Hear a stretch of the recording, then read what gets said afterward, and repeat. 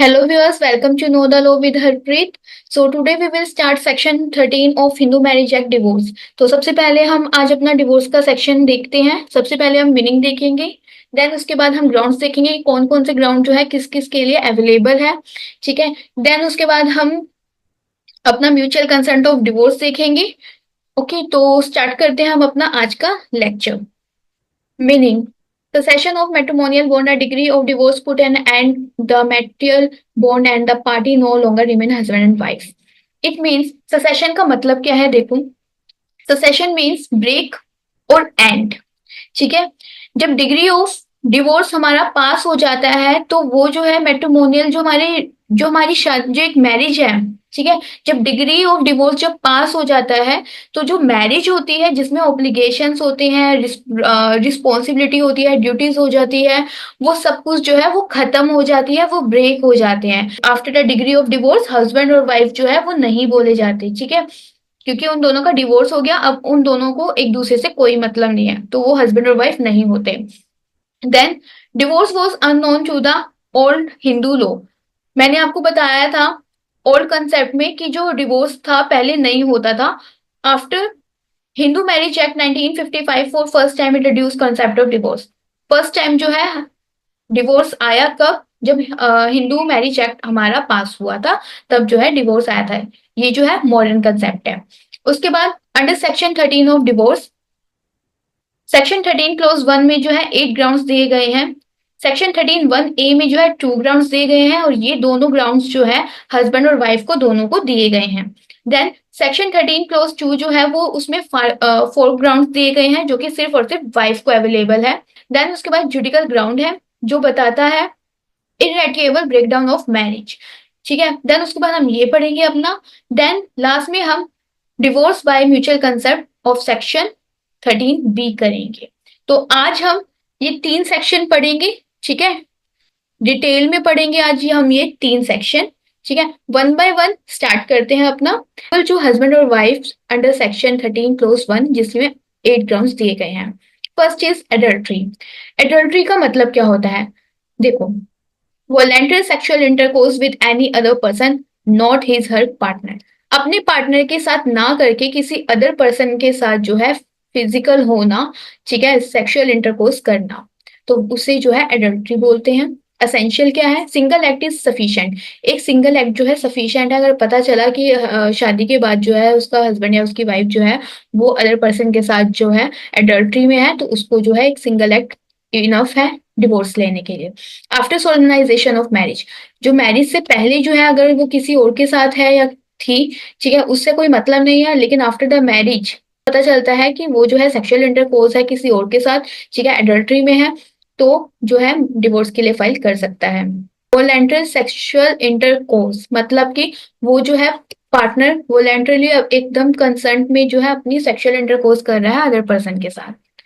Then उसके बाद हम एक केस देखते हैं इसमें, Joseph Stein versus Union of India. Adultery has been declared unconstitutional, but the court has expressly held that it will remain a ground for matrimonial case. It means क्या बोला गया है, adultery is not an offense, ठीक है, ये हमारा unconstitutional है, but ये adultery जो है वो हमारा ग्राउंड है डिवोर्स का। ओके, अब देखते हैं क्रुएलिटी। क्रुएलिटी में क्या बोला गया है, any unreasonable conduct which causes pain and suffering that person can't reasonably be expected to live with the person practice cruelty. It means कि जो पर्सन जो प्रैक्टिस कर रहा है क्रुएलिटी, ठीक है, जिसके साथ कर रहा है वो उसके साथ नहीं रह पा रहा, बिकॉज क्योंकि वो एक ऐसा कंडक्ट कर रहा है, वो एक ऐसी एक्टिविटी कर रहा है जिससे जो है स्पाउस को बहुत ज्यादा पेन हो रहा है, और वो जो स्पाउस है वो बहुत ज्यादा सफर कर रहा है उस पेन उस हार्डशिप में। ठीक है, और जो कि वो अनरीजनेबल है, मतलब अनअक्सेप्टेबल है, वो चीज एक्सेप्टेबल नहीं है। ठीक है, तो क्रुएल्टी जो है वो हमारी 2 तरह की होती है, physical and mental. Okay, then उसके बाद हम केसेस देखते हैं इसमें। Russell versus Russell, Russell versus Russell जो है वो क्रुएल्टी जो है फर्स्ट टाइम हमारी लाई गई थी, डिफाइन किया गया था। ठीक है, corrected as to have caused danger to life, limb, or health, bodily or mental, or give rise to a reasonable apprehension of such conduct. It means इसमें क्या बोला गया है, जो क्रुएल्टी है वो डेंजर टू लाइफ है, ठीक है, किसी की हेल्थ को डेंजर है, किसी की बॉडी को डेंजर है, किसी की मेंटल को डेंजर है, ठीक है, और वो एक ऐसा कंडक्ट कर रहे हैं जो कि एकदम अनअसेप्टेबल है, ठीक है, तो उसको क्रुएल्टी बोला गया है।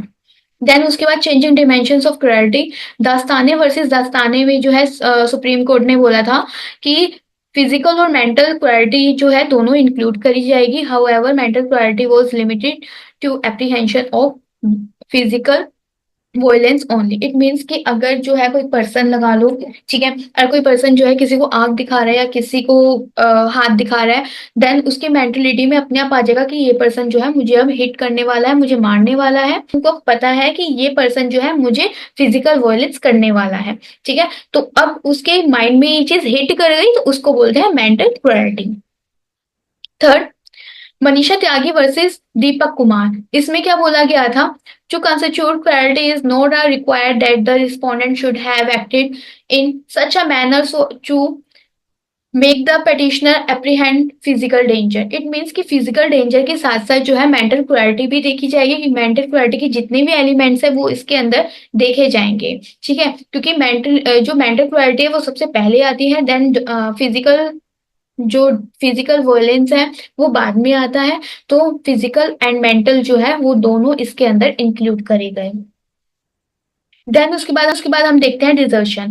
Respondent has deserted petitioner for continuous period of 2 years immediately preceding petitioner. It means कि जो रिस्पोंडेंट है वो अपने पार्टनर को जो है, जो पेटिशनर है उसको छोड़ के चला गया है, ठीक है, साल हो गए हैं या 2 साल से ज्यादा हो गए हैं, ठीक है, वो वापस नहीं आया, उसने अपने पार्टनर का जो है डिजर्ट कर दिया है, ठीक है, वो वापस नहीं आया, मतलब एक तरह से छोड़ देना।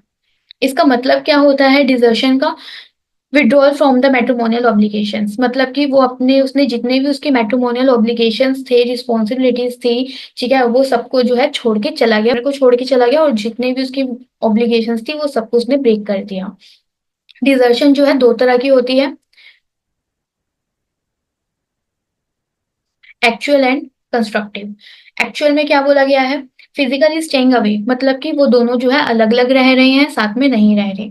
Not performing conjugal duties, it means कि वो जो है कोहैबिटेशन नहीं कर रहे हैं, ठीक है, और उनमें बहुत ज्यादा इतना ज्यादा गैप आ चुका है कि वो जो है एकदम अलग रह रहे हैं, ठीक है, वो अपनी जो है ड्यूटीज जो उनकी है वो पूरी नहीं कर रहे। इसके एसेंशियल्स देखते हैं। There is a element of separation, ये एक एलिमेंट है कि सेपरेशन मतलब कि वो अलग अलग रह रहे हैं, ठीक है, वो साथ में नहीं रह रहे हैं। Intention to stop performing conjugal duties, it means कि वो अपनी इंटेंशनली जो है वो उसके साथ अपने पार्टनर के साथ जो है कोहैबिटेशन नहीं कर रहा, विदाउट एनी रीजनेबल कोज, कोई रीजन नहीं है, ठीक है, फिर भी वो अपने पार्टनर के साथ नहीं रह रहा। Without concert of other party, अपने पार्टनर की कंसर्ट तक नहीं लिया, वो उसको छोड़ के चला गया। Then conversion, either spouse ceases to Hindu by conversion, मतलब अब वो जो पार्टनर है उसने हिंदू त्याग दिया है, हिंदू धर्म जो है वो त्याग दिया है, दूसरे रिलीजन में चला गया है, हिंदू से जो है मुस्लिम चला गया, हिंदू से वो क्रिश्चियन चला गया या other religion. Conversion itself doesn't result into divorce, जिसने कन्वर्ट करवाया है अपना रिलीजन वो जो है डिवोर्स फाइल नहीं कर सकता।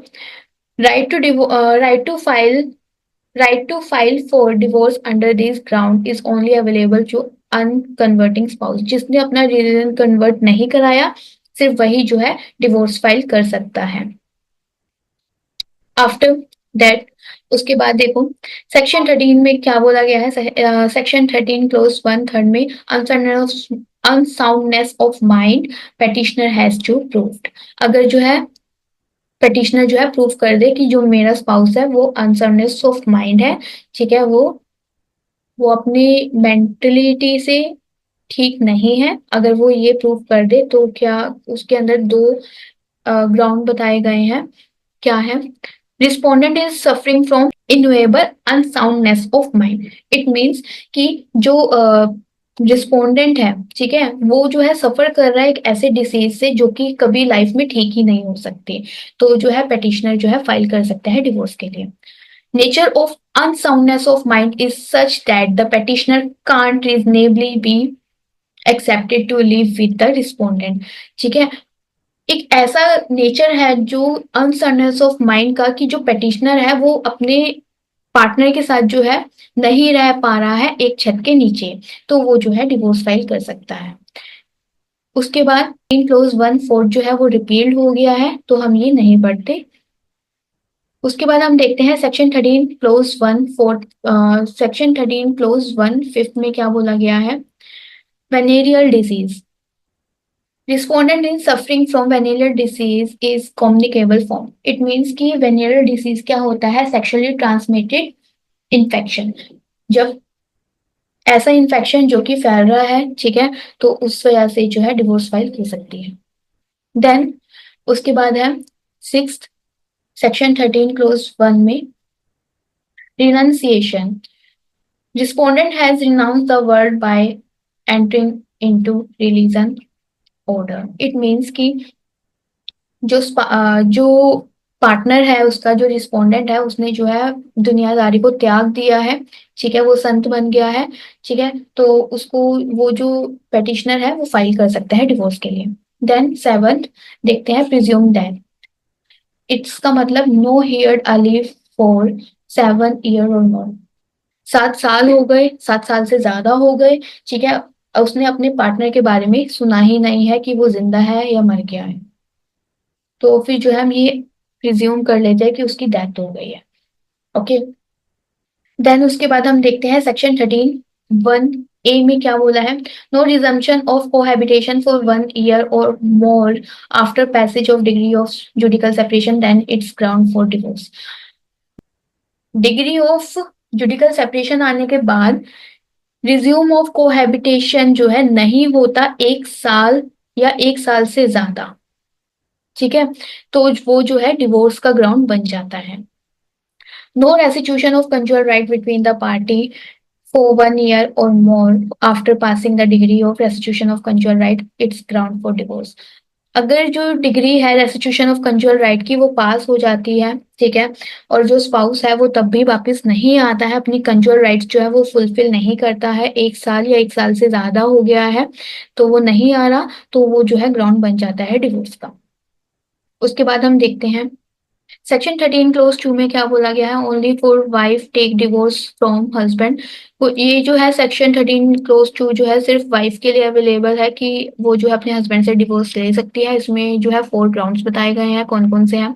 बाईगैमी, wife was married before commencement of this act, respondent marry again before commencement of these act at the time of bigamous marriage any of his previous wife was alive। मतलब wife जो इस act से पहले जो है wife की marriage हुई है, ठीक है, रिस्पोंडेंट ने जो है इस एक्ट से पहले दोबारा से शादी कर ली है, ठीक है, अपनी वाइफ के होते हुए भी उसने फर्स्ट वाइफ के होते हुए जो है सेकंड मैरिज कर ली है, तो उसके बाद जो है उसने मतलब कि बाईगैमी जो है कमिट किया है, तो वाइफ जो जिंदा है पहले ही, उसके पास ये राइट है कि वो जो है फाइल कर सकती है डिवोर्स के लिए। उन्हें जो है बाईगैमी कमिट किया है, तो उसको जो है उस चीज की पनिशमेंट मिलेगी, और वाइफ को जो है डिवोर्स मिल जाएगा। Second, if husband if husband guilty of rape, sodomy, bestiality. इसका मतलब क्या है, अगर हस्बैंड ने जो है कमिट किया है, कोई रेप कमिट कर दिया है, ठीक है, या फिर किसी एनिमल या किसी एनिमल के साथ जो है सेक्सुअल इंटरकोर्स उसने कर दिया है, तो जो वाइफ जो है वो डिवोर्स फाइल कर सकती है अगेंस्ट द हस्बैंड। थर्ड देखते हैं, no restitution of cohabitation after degree of maintenance under section 12 of CrPC and section 18 Hindu adoption and maintenance act 1956।